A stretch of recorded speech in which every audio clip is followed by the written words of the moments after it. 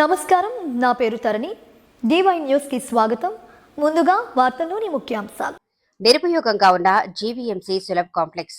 Visakhapatnam Poorna market, Indira Priyadarshini municipal stadium, GVMC పరిధిలో ఉన్న urinal point ఎప్పుడూ క్లోజ్ చేసే ఉంటుంది.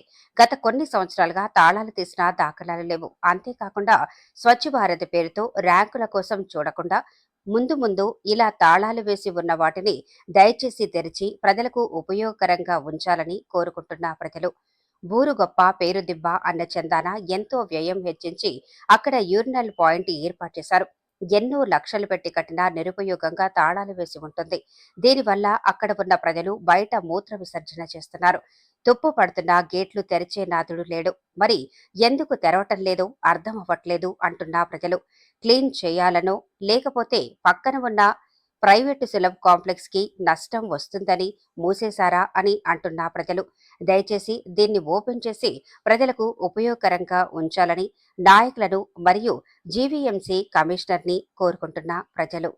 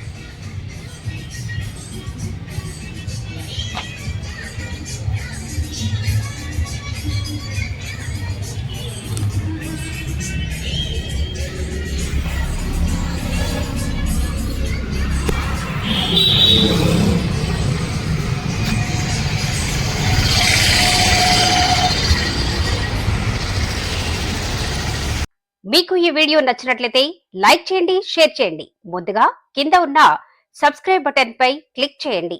ఎల్లప్పుడూ అప్డేట్ సమాచారాన్ని పొందండి.